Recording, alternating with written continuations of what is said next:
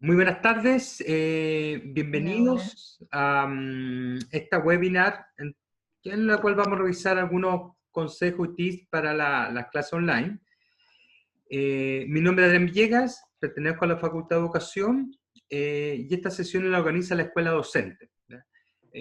Después les puedo compartir, ¿cierto?, cómo acceder al material, a la grabación y todo lo que requieran. La metodología de trabajo es la siguiente. Yo voy a ir haciendo una exposición. Y obviamente vamos a dejar algunos espacios, ¿cierto?, para que podamos discutir, compartir experiencias o resolver dudas. Muy bien. Aquí les voy a compartir entonces. Acá está. Clases online efectivas. Y lo primero que tenemos que considerar es que nosotros tenemos lo que son cursos presenciales y los debemos impartir online. Ese proceso, la universidad lo ha denominado virtualización. ¿Por qué?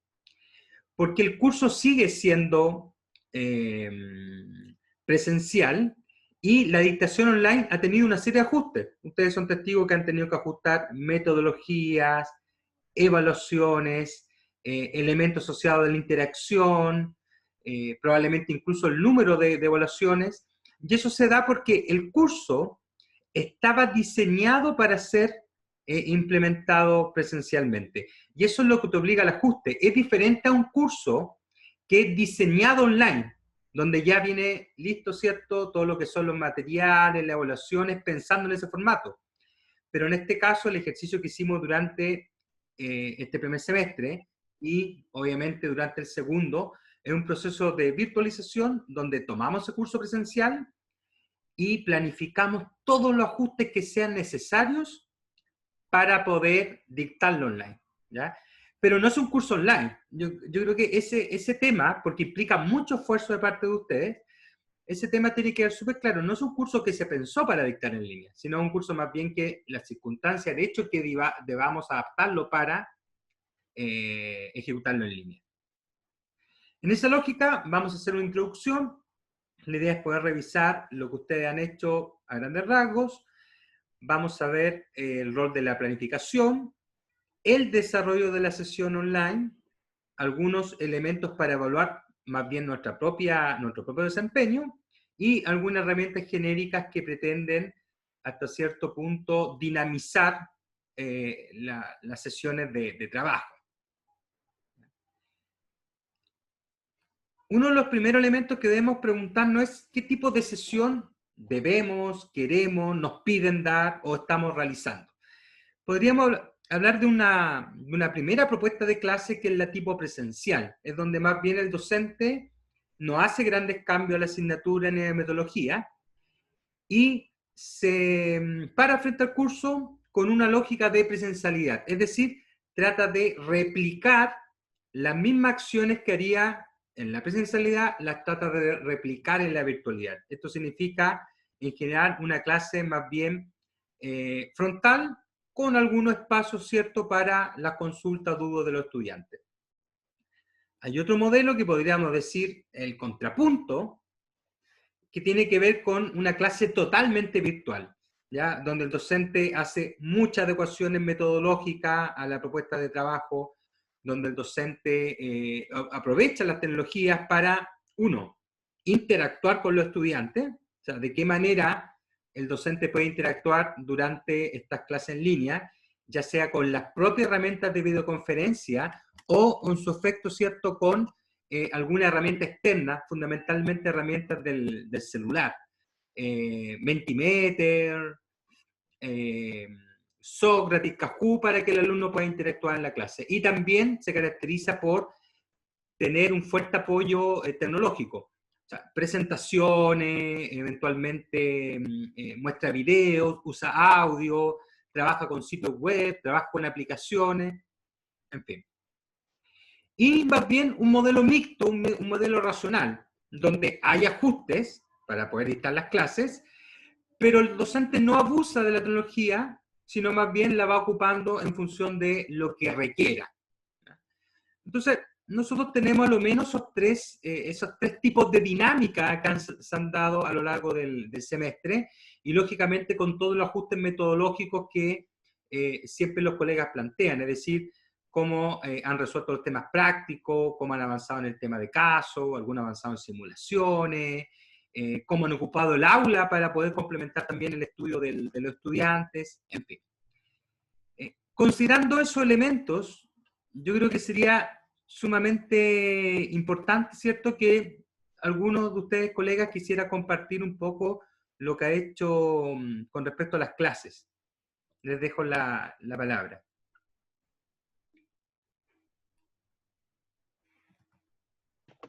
En el caso mío, Cristian, lo que yo hice fue siempre empezar la clase con una breve motivación, preguntándole a los alumnos cómo están, cómo está la salud, cómo se han sentido, qué les pasa.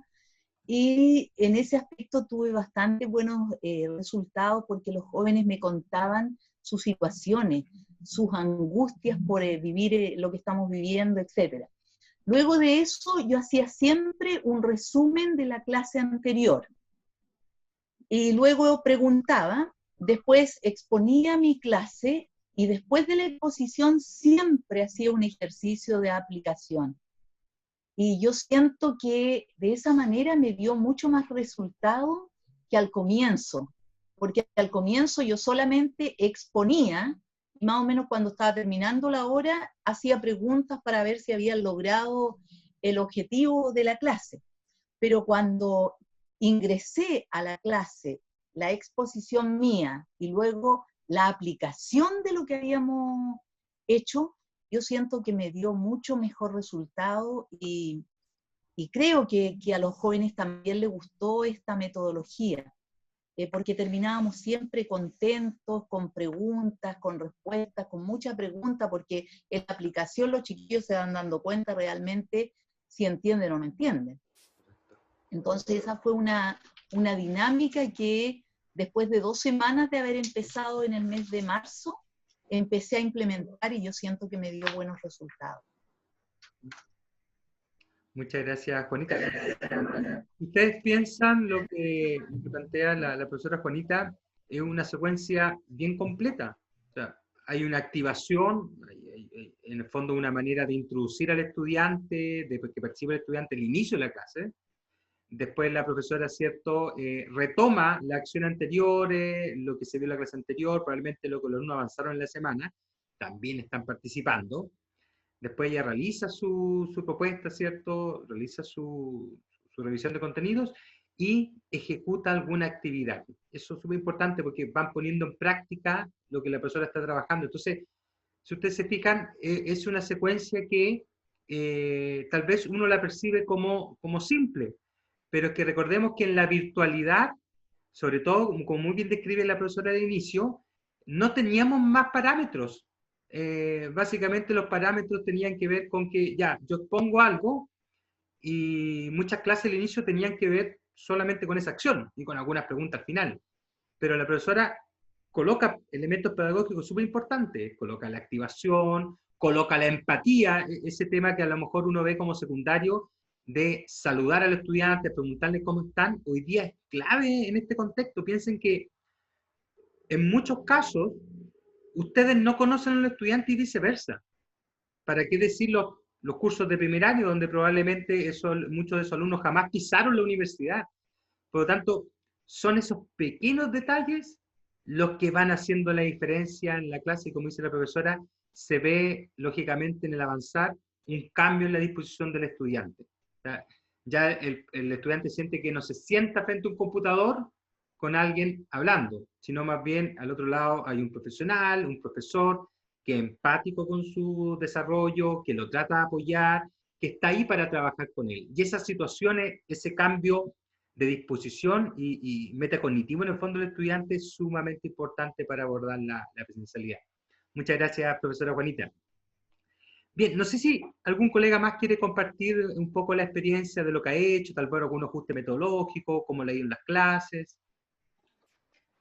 Bueno, yo quisiera compartir también un poquito porque al igual que la profesora, también al principio me resultó difícil porque yo no manejaba ninguna de estas herramientas, principalmente por eso. Pero luego también empecé a hacer lo mismo que la profesora, primero que nada ocupaba 10 o 15 minutos en tratar de saber cómo estaban los alumnos. Y a veces me tomaba más tiempo porque me empezaban a contar sus cosas que eran bien delicadas y yo seguía dándoles el tiempo que es suficiente porque parece que esperaba en ese minuto como un poco desahogarse también. Y dependiendo de los cursos, como tengo 3, eran actividades diferentes. Con muchos de ellos les hice aprendizaje basado en proyectos, les daba temas para que ellos los presentaran a la clase siguiente. En otros cursos, como tenía Popular Culture, también tenían que traer mi historia sobre los países de habla inglesa y con mucho video, mucha presentación, monos animados también. Se hizo bien animada las clases por ese sentido. Quizás la que más teórica era justamente la 302, Teoría y Diseño Curricular, donde había mucho más temas, un poco más densos, más pesados que tratar, porque era mucho teoría. Pero lo importante era, yo creo, en los 3 cursos, y tiene que haberle pasado también a mis colegas, era cómo lograr la participación de los alumnos, ¿ya? Porque yo me preparaba mucho, yo tenía 2 días de clase, lunes y viernes, pero estaba de lunes a sábado preparando mis clases, tratando de hacerlas animadas. Pero lograba, por ejemplo, la participación de 3, 4 niños, los demás prácticamente no participaban. Y esa parte es la que yo siento que me falló, que me faltó. Y ahí es que quisiera saber qué otras cosas hacer para lograr que todos participen, porque era fantástico esos 3 alumnos o 4 de cada curso que me llenaban de gusto verlo con la animación que participaban, pero el resto no. Entonces, ¿qué hacía con los demás? Ese es mi dilema. Muchas gracias, profesora Miriam. Tenemos consejos para aumentar la participación, pero no tenemos la receta, ¿cierto?, para hacer que todos participen.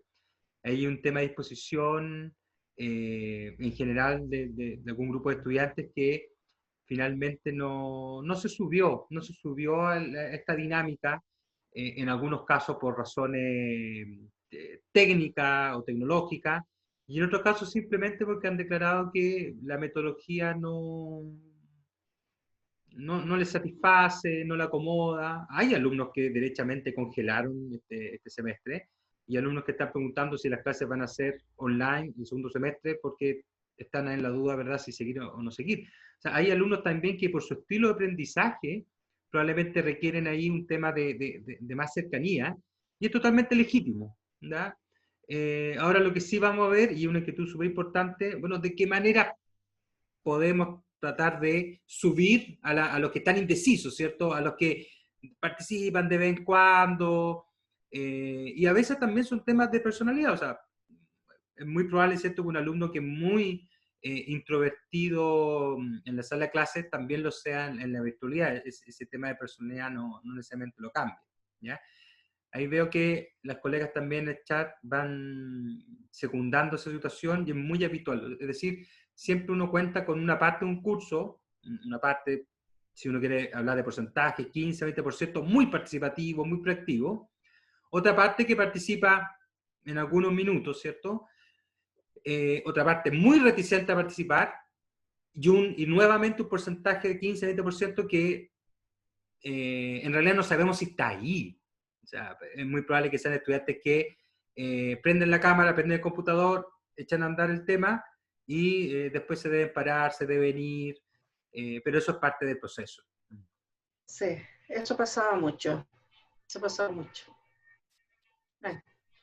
Sí, por supuesto. Ahí la profesora Paula también nos comparte Mm.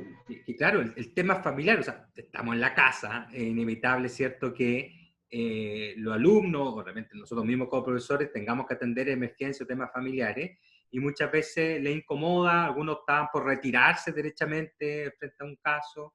Pero bueno, son cosas que nos vamos a tener que adaptar, pero son cosas que hasta cierto punto podemos atender. Muy bien, colegas. Les voy a compartir bueno, hay gente que ha estado conmigo previamente. y para los que no han estado, este es un video muy sencillo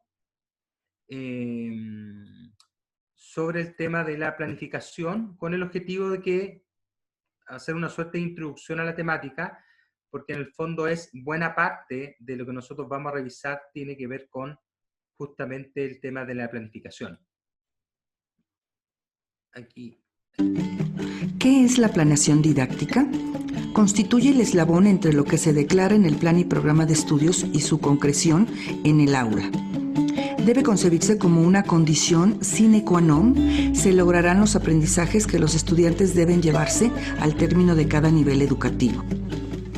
Es una ruta guía del docente para desempeñar con eficiencia su función, bajo la óptica de que es un proceso que debe estar bajo innovación permanente en correspondencia con las características de los grupos que atiende. La planeación didáctica es un recurso que el docente utiliza para organizar y jerarquizar los temas y actividades a desarrollar en su asignatura, es decir, qué, para qué y cómo se va a enseñar y evaluar, considerando el tiempo y espacio, así como los materiales de apoyo para el aprendizaje bajo un enfoque constructivista. También constituye la programación que deberá hacer para trabajar. Acá en general, nosotros tenemos que asumir que una parte importante del desarrollo del curso es el diseño, ¿ya? Y aquí, por favor, nosotros no tenemos el desafío de rehacer el curso. No es ese nuestro trabajo como docente de una asignatura, sino más bien es definir, bajo ciertos elementos, cómo lo vamos a implementar, o sea, cómo lo vamos a ejecutar. El diseño está listo desde el punto de vista de los contenidos y su secuencia, pero nosotros tenemos el desafío de ver, bueno, cómo vamos a implementarlo en este escenario, haciendo los ajustes que se requieren. Entonces, en general, uno podría hablar de diferentes niveles de planificación, pero yo le aconsejo solamente tenerse en dos. Ya a esta altura, más bien pensando en un segundo semestre, ¿cierto? Uno, podríamos decir que es la planificación completa de la asignatura, en la cual uno lo que podría hacer es tomar el programa, y si es que el programa no tuviese un sílabus, no todos los programas tienen sílabus, poder hacer un programa de 18 semanas donde yo distribuya los contenidos y los resultados de aprendizaje del curso en cada semana, ¿cierto? Y ahí eventualmente en esa misma especie de cronograma o línea de tiempo ir colocando dónde están los eventos claves del curso, dónde están los ejercicios, dónde están las evaluaciones. Nosotros sabemos que por calendario académico las evaluaciones suelen ser entre la semana 7 y 9 y entre la semana 13 y 14, ¿cierto?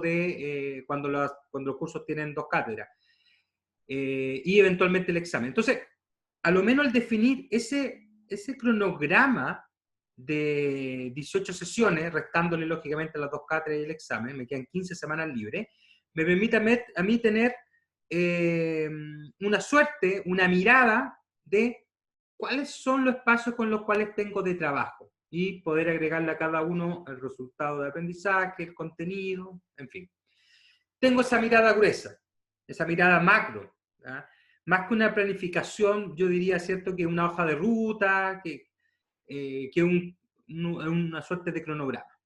Y después tengo que pasar a lo que vamos a ver nosotros, al clase a clase. Y ese clase a clase en general, uno lo hace semana a semana. Como decía, por ejemplo, la profesora Miriam, uno prepara un par de días previo la clase que va a dictar.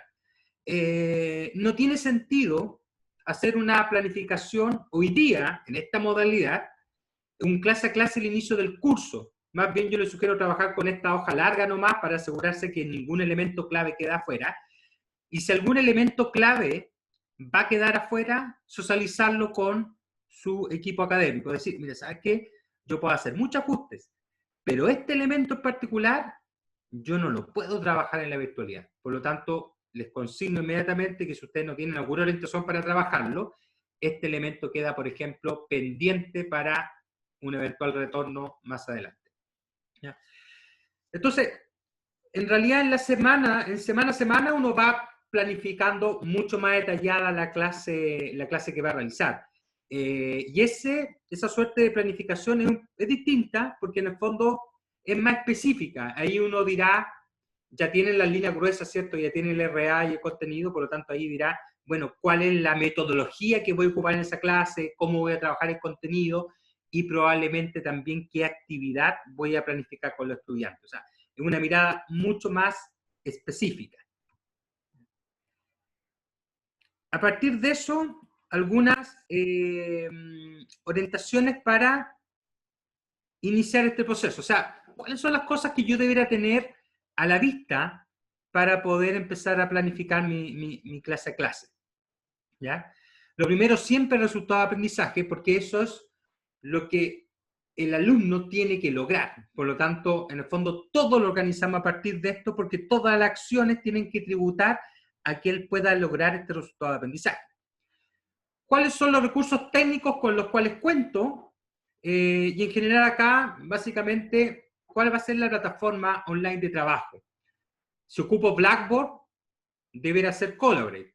Si en Moodle tengo más opciones, ahí podría usar Teams, que la gracia de Teams, y se va a potenciar el segundo semestre, es que cuando todo profesor con su cuenta de Office 365 tiene Teams, y Teams te guarda la clase en la nube, Teams está toda la lista del curso, por lo tanto tú solamente lo tienes que asociar.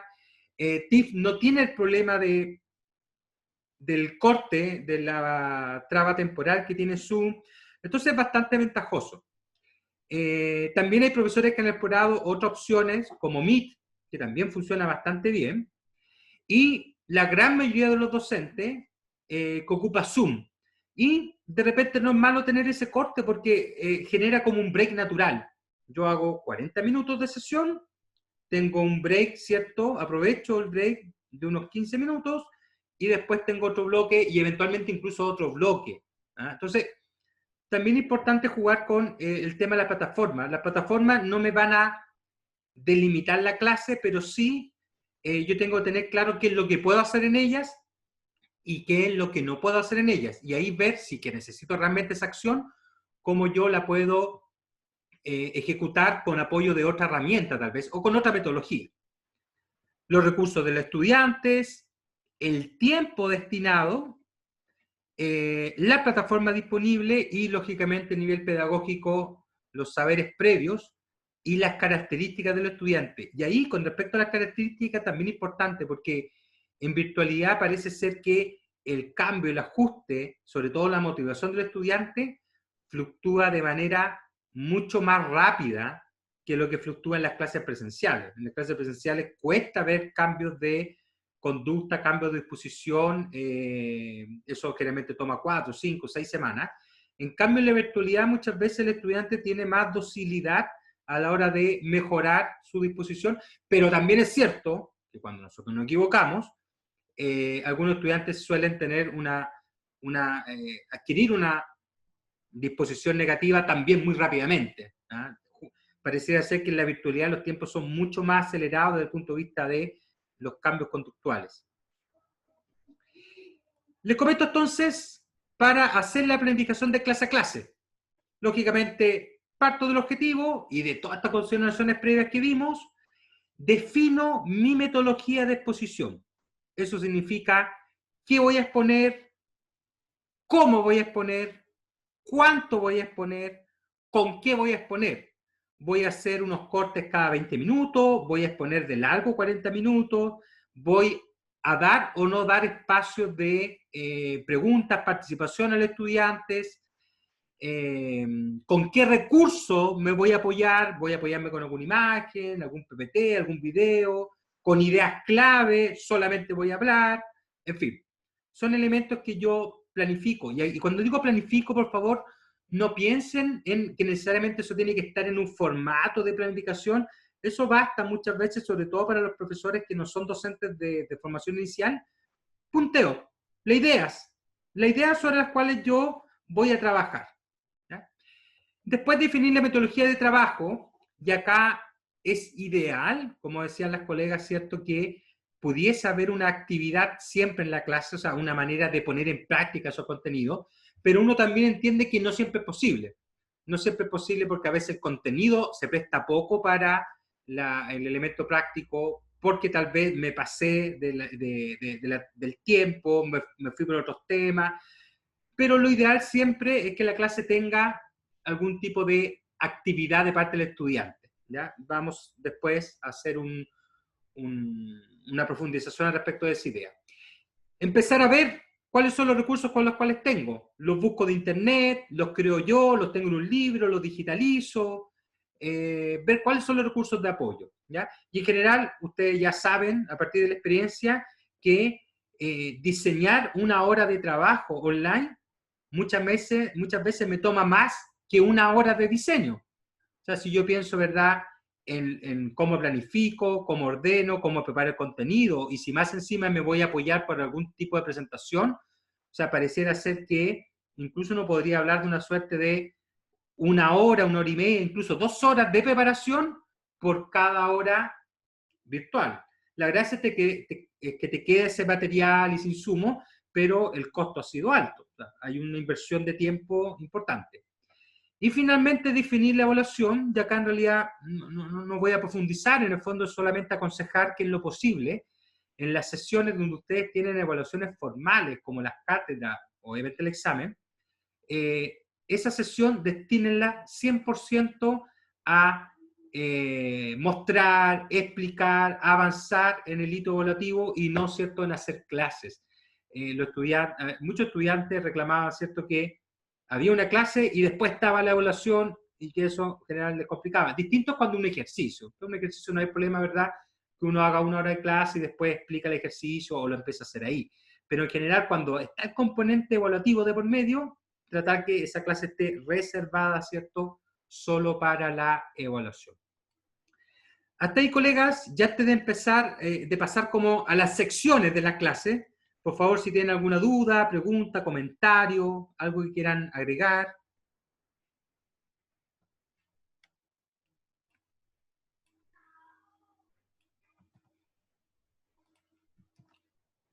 ¿No? ¿Nada de momento? Ya, súper bien. Continuamos entonces, por favor, cualquier cosa que quieran agregar, que no se entienda, activan el micrófono o lo dejan por chat. Bien. Con respecto entonces a algunos consejos antes de empezar la clase. Tratar de acostumbrar al estudiante siempre que yo le envío el link o que ya tengo definido el espacio de trabajo, el link donde se tienen que conectar, recordárselo siempre, sobre todo las primeras semanas. Después se adquiere esa costumbre y el alumno ya es más autónomo. Definir un plan B en base a fallas. Por ejemplo, ¿qué fue de lo más habitual del semestre? No puedo entrar al aula virtual.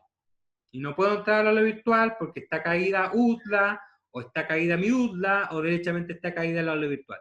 Entonces ahí el truco siempre es mandarles el link de la plataforma de manera directa. Eso quiere decir, por ejemplo, si tú trabajas con Blackboard, aquí les voy a... Si tú trabajas con Blackboard, mandar directo el link de Blackboard. De esa forma, el alumno se ahorra la ruta de tener que pasar, por ejemplo, por UDLA, mi UDLA y toda esa secuencia. Ahí les dejo el link directo de Blackboard. Y si ustedes más bien tienen la información en el aula de Moodle, de eCampus, este es el link directo.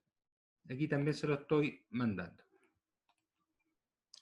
Entonces, de esta forma, yo evito al alumno hacer la secuencia completa y más bien le mando esos links de acceso a la plataforma directa. Ahora, por supuesto que si yo trabajo con una herramienta externa, como por ejemplo Zoom, es tan simple como reenviarle el link.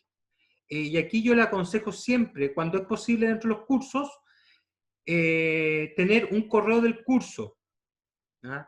Claro, por supuesto, uno oficialmente siempre indica, deje el aviso en mi UL, en el aula virtual, pero sabemos, y hay que ser realistas, los sistemas no han estado a la altura, han tenido muchas caídas, por lo tanto no me asegura que yo te haya dejado el link de la clase en mi UDLA, que el alumno va a poder ingresar a verlo. Entonces, yo creo que siempre es buena idea que el delegado del curso, o si son más cursos, ¿verdad?, 2 o 3 personas, exista un correo del curso, y si no, tal vez crearlo y decir que en ese link yo les voy a mandar la información cuando, por ejemplo, tengamos problemas de plataforma, cosa que entren directamente por ahí.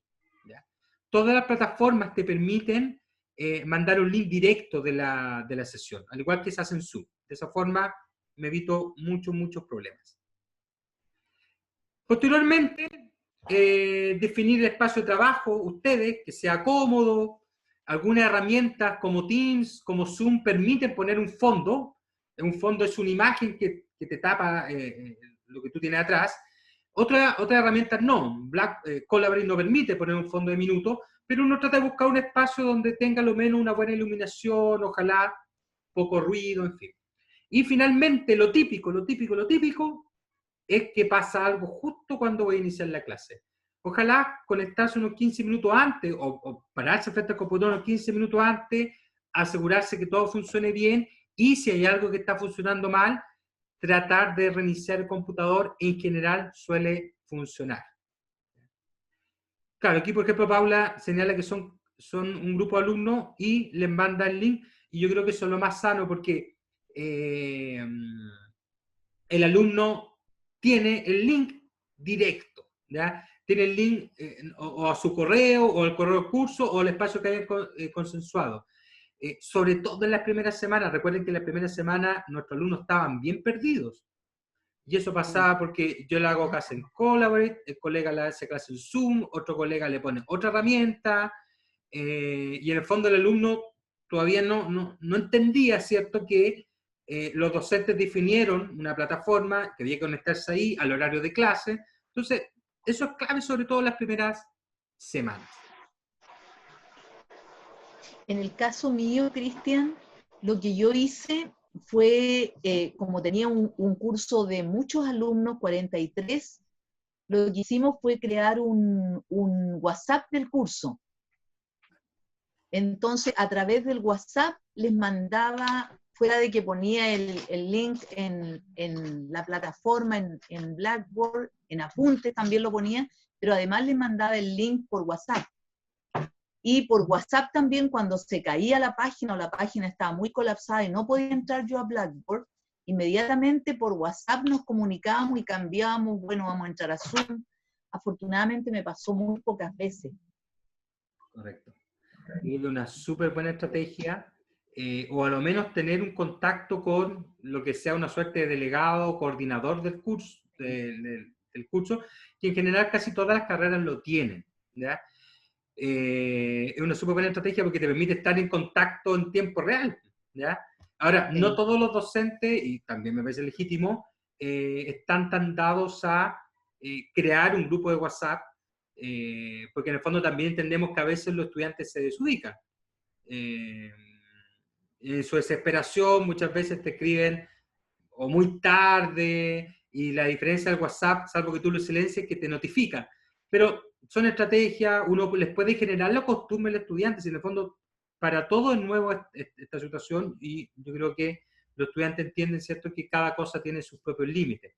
Acá, por ejemplo, Julia nos comenta también que usaba la muy buena estrategia del link recurrente de Zoom. Entonces, la gracia es que cuando tú programas la sesión de Zoom y pones reunión recurrente, siempre va a ser el mismo link para esa reunión, para ese horario. Entonces, de esa forma, ¿verdad?, el alumno, habiéndole mandado el link al inicio, ya lo tiene siempre. Siempre es bueno recordar, pero la gracia está en que ya el alumno tiene el link. ¿Ah? Son opciones que uno puede ir evaluando, ¿cierto?, en función de lo que requiera. Bien, al inicio de la clase, y como bien nos compartía la profesora Juanita, ¿cierto?, empezar con el saludo. Saludar, ¿cómo están?, como compartía Miriam. A veces uno se extiende en eso, pero muchas veces también es importante escuchar a los estudiantes.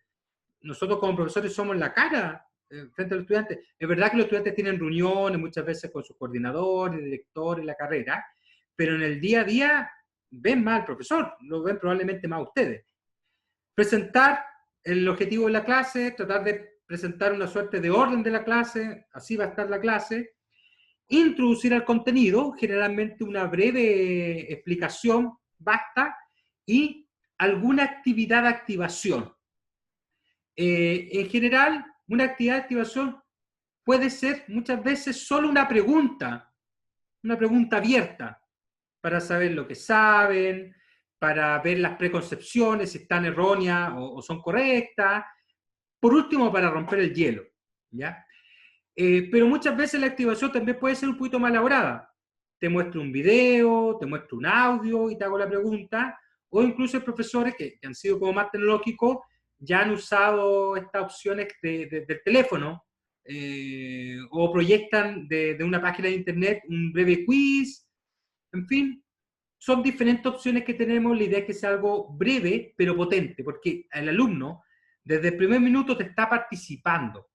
Y eso es importante porque es más fácil fomentar la participación cuando el estudiante ya está participando que fomentarla, ¿cierto?, al medio o al final de la clase cuando el estudiante básicamente no ha tenido interacción. Piensen ustedes que nuestra capacidad de atención dura entre 15 y 20 minutos y después gradualmente empieza a descender. Por lo tanto, si yo no hago una suerte de corte de repente, esa atención ya la voy perdiendo de parte del estudiante. En el desarrollo de las clases, la exposición, tratar que sea dinámico, tratar, ¿cierto?, que la riqueza esté en tu discurso, ocupar la entonación, los tonos de voz, tu imagen, el movimiento corporal, las manos, en fin, todos los recursos que tú tienes como profesor, ¿ya? Eventualmente esta exposición tú la puedes apoyar también con cierto insumo. Todas las plataformas permiten compartir pantalla, por lo tanto eso significa que en cualquier plataforma yo te puedo compartir un video, una página web, un programa, mi escritorio de computador. Por último, un recurso físico, es decir, miren, ¿sabes qué? Hoy día les quiero mostrar este recurso y tú lo enfocas, lo acercas, ¿verdad? Y los alumnos lo pueden revisar. Hay profesores, sobre todo en el área de las ciencias, que han ocupado, ¿verdad?, pizarras. Otras pizarras de mano, ¿cierto? Y van mostrando ahí la fórmula, el ejercicio, en fin.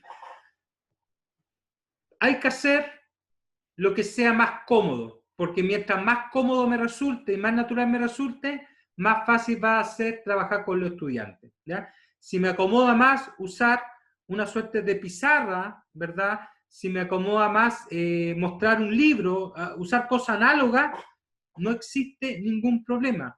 Es uno el que tiene que sentirse cómodo, porque esa comodidad lógicamente se va a transmitir al estudiante también, ¿ya? Y potenciar la interacción, preguntarle al estudiante cómo va, se entiende, tienen dudas, tienen aporte, considerar también el video del chat, considerar de repente estas pequeñas cosas que de repente no todos hemos tenido la oportunidad de ver. Yo les voy a pedir, por favor, que, yo sé que algunos ya ustedes lo saben, si ustedes colocan el mouse sobre su monitor, verán que hay una pestaña verde, ¿cierto? Si ustedes pinchan ahí, se colocan sobre esa pestaña verde, hay un comando que dice anotar. Si ustedes pinchan anotar, aparecen varias opciones, ¿cierto? Hay una que es para escribir texto, hay otra que es para dibujar, y por ejemplo, cuando yo dibujo le puedo preguntar, chicos, miren, de la siguiente imagen, los siguientes elementos, por favor, márquenme aquí lo que ustedes consideran adecuado. Háganle un ticket a la alternativa correcta. Márqueme con el puntero, ¿cierto?, cuál es la opción que usted está considerando. Y si ustedes se fijan, yo simplemente con el PowerPoint podría organizar el trabajo. Si quiero hacer alguna pregunta, la formulo en el PowerPoint. Si quiero que ellos evalúen una imagen, un esquema, un mapa conceptual, en fin, es tan simple como que yo lo proyecte y le pida al alumno, bueno, marque su opción. Yo podría, por ejemplo, hacer una pregunta de selección múltiple acá, y el alumno podría pedirles que marquen. Ok, estas son correctas. Entonces, no complicarse necesariamente con software externo. Muchas veces lo puedo resolver con los recursos que tengo a mano, ¿ya? Y es cosa de empezar a ver qué opciones me da la plataforma. Muchas plataformas tienen este grado de interacción. Blackboard, por ejemplo, permite además hacer votación. Zoom también permite hacer votación. También me permite hacer votación, pero no todas las opciones lo tienen, ¿cierto? En fin, explorar cada herramienta. Cada herramienta de videoconferencia tiene ahí un detallito, un plus, que de repente yo puedo ocupar al servicio de la clase. No sé si hasta ahí, colegas, tienen alguna duda, pregunta, consulta. ¿Algo? Sí, en Blackboard, Cristian, yo traté de compartir el video en Blackboard Collaborate, pero no se puede. No sé si yo no lo supe hacer, pero cada vez que intenté compartir un video con los alumnos, no pude. Tuve que mandar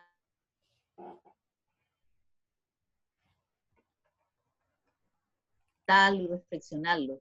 Pero a través de Blackboard nunca pude ver un video. Ya. Miren, en general, en Blackboard lo que se hace es compartir pantalla. Y tú tendrías que compartir la pantalla del video. Ahora, muchas veces también no resulta bien, o por la velocidad, por las caídas, a veces hay problemas de audio. Entonces, a veces la estrategia de decirles por el chat, tomen, chicos, les mando el link del video, podría ser una estrategia, que uno les pegue el link, ¿ya? Porque a veces están esos problemas y son imponderables. Son imponderables. Sí, sí, disculpen. Daba el link a uno de los alumnos, le daba la posibilidad de ser él el presentador y luego él lo transmitía. Y así podíamos solucionarlo. Es una súper buena idea también. Claro, darle a uno de los chicos el rol de coanfitrión, anfitrión, depende de la herramienta, y que él pudiera mostrar el video a sus compañeros. Sí. Porque siempre hay uno que es mucho más tecnológico que el resto y tiene las posibilidades. Entonces ellos mismos se ofrecían y así lo hacíamos. Súper bien, claro, excelente, buena idea. Una buena idea. ¿Saben qué? Yo creo que esa, no había escuchado esa estrategia en las otras sesiones.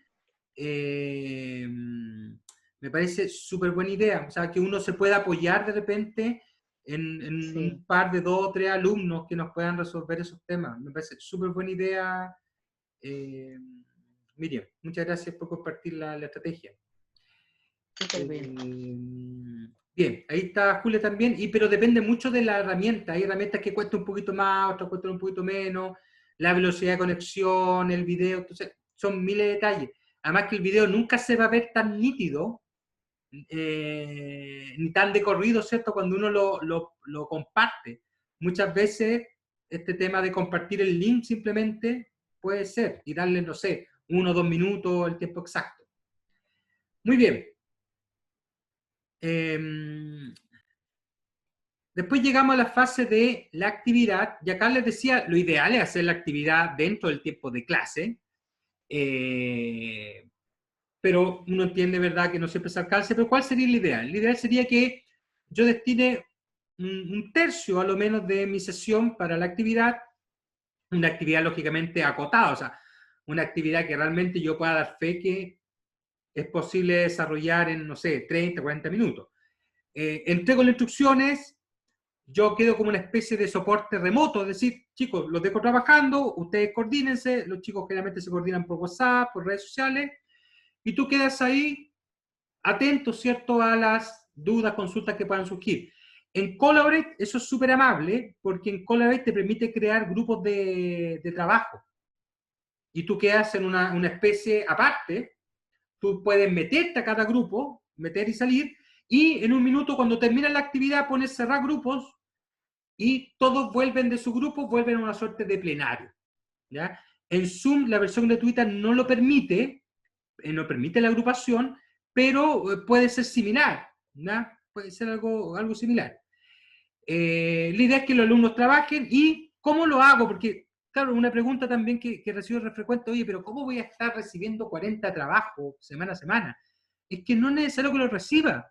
Basta con que pida a 2 o 3 alumnos exponer lo que hicieron, y tú puedes entregar una retroalimentación general que les sirva a todos.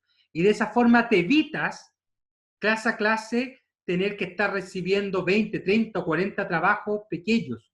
Son trabajos de carácter formativo, es decir, al estudiante, este trabajo tiene una retroalimentación general, no es un trabajo que lleve calificación, no es sumativo, pero es importante que usted lo haga para poner en práctica, es importante que usted lo haga porque en la cátedra eventualmente yo tomo algún otro trabajo, en fin.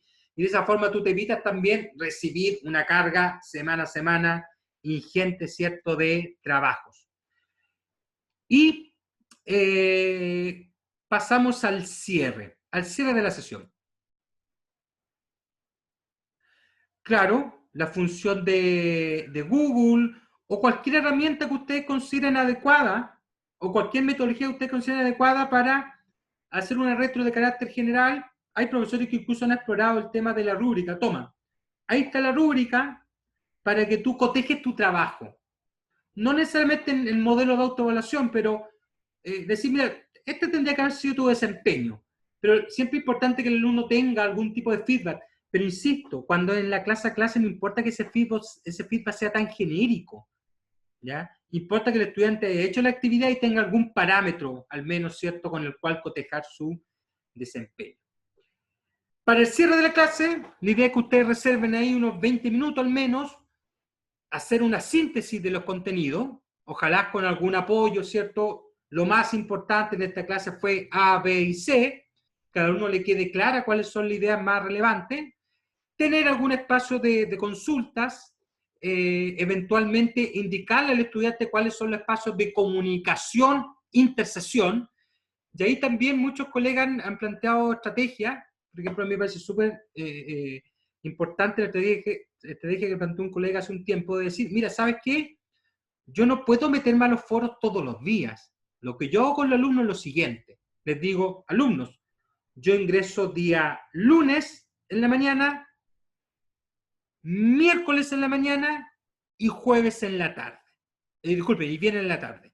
Eso quiere decir que si tú me escribes el viernes en la noche, no vas a tener mi respuesta hasta el día lunes. ¿Ya? Entonces, esas costumbres con el estudiante son importantes, porque nosotros sabemos que el estudiante te manda un correo y a los 15 minutos te manda otro correo para decirte que te había mandado un correo.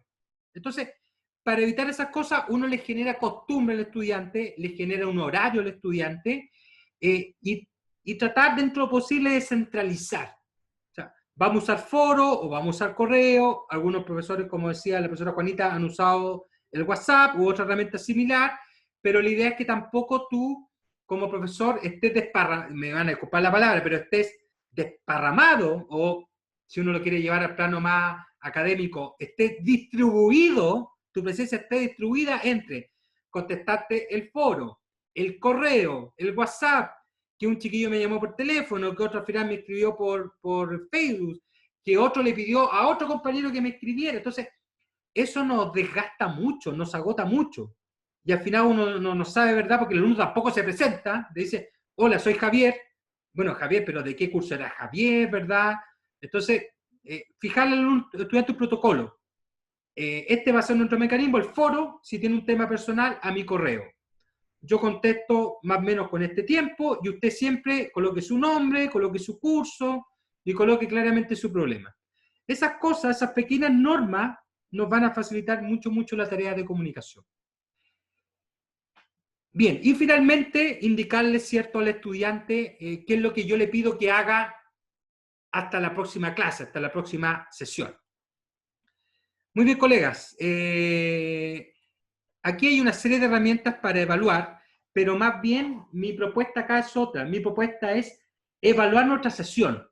Y ahí yo creo que siempre es bueno y puede ser tan simple como preguntarle al estudiante cada 3, 4 clases cómo van, si van aprendiendo, qué cosas les gustaría que se mejoren, en fin. O sea, que tener un feedback de la clase de parte del estudiante. Estrategia hay varias, ¿ya? A veces la más efectiva es la pregunta, pero como decía la profesora Paula también ahí en el chat, perfectamente yo le puedo levantar unos otros de cuestionario, de encuesta, algo tal vez menos comprometedor, anónimo, en fin, y que los estudiantes te digan. Yo creo que es súper valioso tener el feedback de los chicos, de cómo podemos ir mejorando. Colegas, muy rápidamente, algunas herramientas, más bien les dejo la inquietud de algunas herramientas que tal vez podrían ayudarlos en sus clases. Para hacer presentaciones, PowerPoint. Yo creo que es una herramienta que la mayoría conoce, pero le podemos sacar mucho trote al PowerPoint. De hecho, mañana, yo los días jueves, de 1 a 2, dictamos justamente una sesión de PowerPoint, y ahí vemos el tema de cómo hacerlo un poquito más interactivo, cómo agregarle audio, video, cómo convertirlo en video, en fin, de repente les puede servir.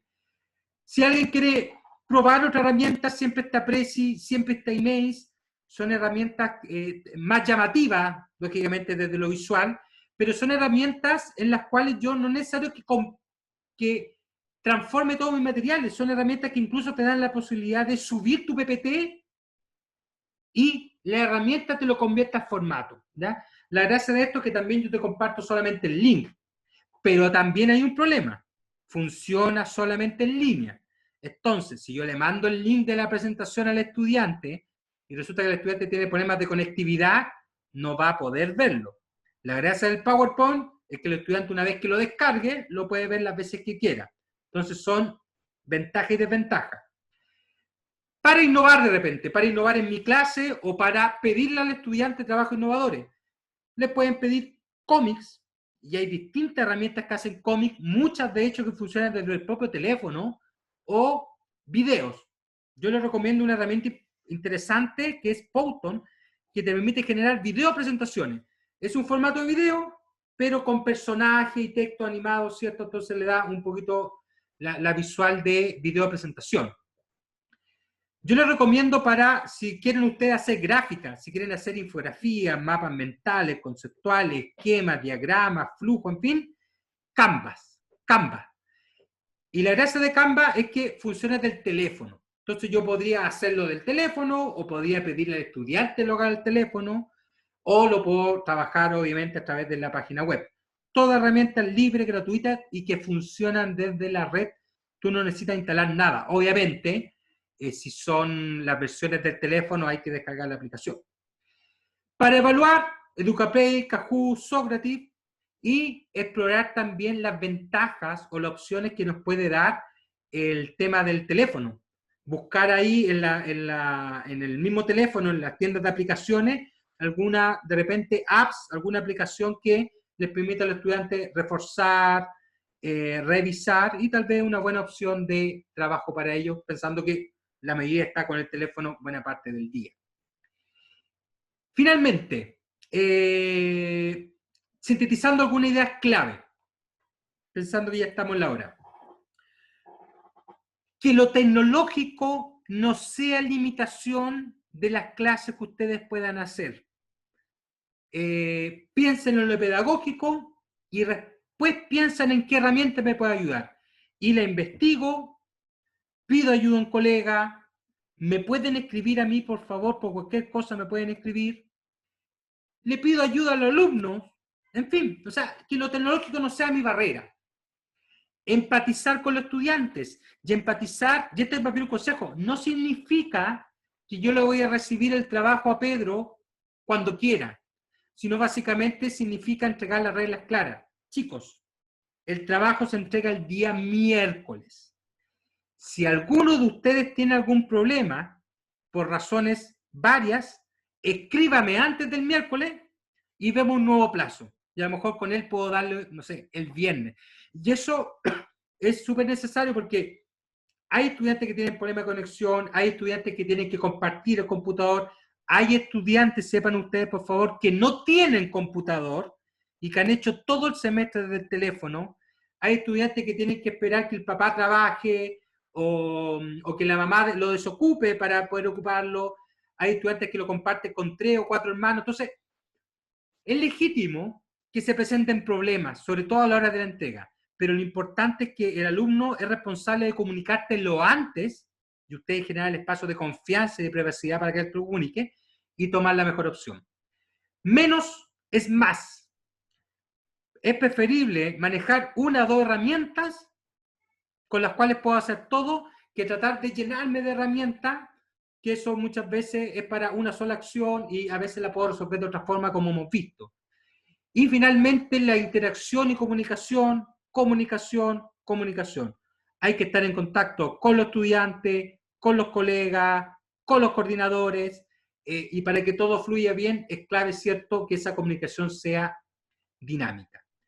yo les quiero compartir, colegas, que finalmente lo que hace efectiva la clase es la satisfacción del estudiante frente a la misma. Por eso es importante, ¿cierto? Yo creo que ya hasta el cierre del semestre, muchos de ustedes han recibido, ¿cierto?, un agradecimiento, porque los alumnos a veces no lo dicen, pero te lo dicen al final. Agradecen, ¿verdad?, porque ven cuando hay dedicación, cuando hay motivación, cuando hay esfuerzo de parte del profesor y te lo valoran. Y eso es tremendamente gratificante. Yo les dejo aquí, por favor, mi correo, se los voy a mandar por chat. Bueno, yo tengo la suerte de conocer a algunos de ustedes, de trabajar con algunos de ustedes. No conozco a todos los colegas, pero por favor, siéntanse en la confianza total de escribirme frente a cualquier problema, duda, consulta, en la cual crean que yo les pueda ayudar desde el punto de vista de ordenar la clase, de buscar aplicaciones, de ver qué cosas resultan. Encantado de poder apoyarlos. Colegas, como ya estamos casi en la hora, por favor, dudas, preguntas, consultas que puedan tener.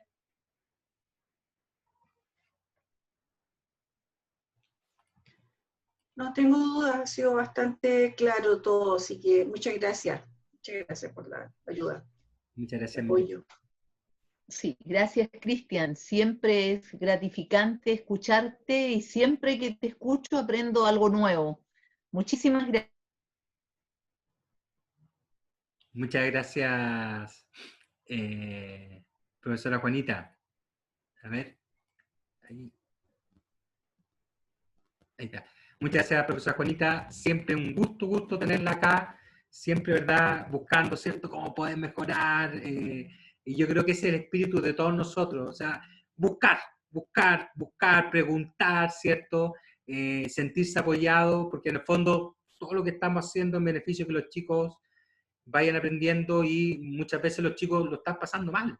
Y de repente tener una buena clase, un docente empático, un docente que lo escucha, muchas veces a ellos les da una tranquilidad y tal vez no les resuelve el problema. Yo creo que hay que ser también claro cuál es nuestro límite. Tal vez yo no le puedo resolver el problema al alumno, pero lo puedo hacer que se sienta acompañado, y eso los alumnos lo agradecen.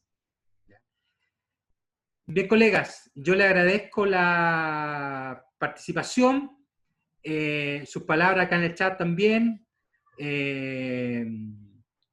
Miriam, Julia, Damri, la profesora Nilda, Jessica, Paula, Juanita. Si gustan, los dejo invitados también para mañana, donde vemos el tema del PowerPoint. Y todo esto, todo lo que hemos hablado queda en eCampus. Ustedes entran con su cuenta docente.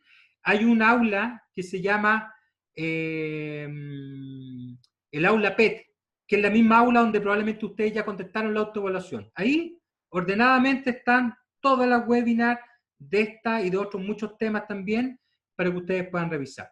Yo agradecido, como siempre, de su participación, de su ánimo, encantado de ver también esa motivación, y cualquier cosa, por favor, cuenten conmigo. ¿Ya? Un abrazo a cada uno. Les vaya. Gracias. Chao, Cristian, gracias. Muchas gracias. Que estén muy bien, Cristian. Cuídate mucho. Muchas gracias, profesora. Gracias. También. Gracias. Un gusto. Chao, gracias.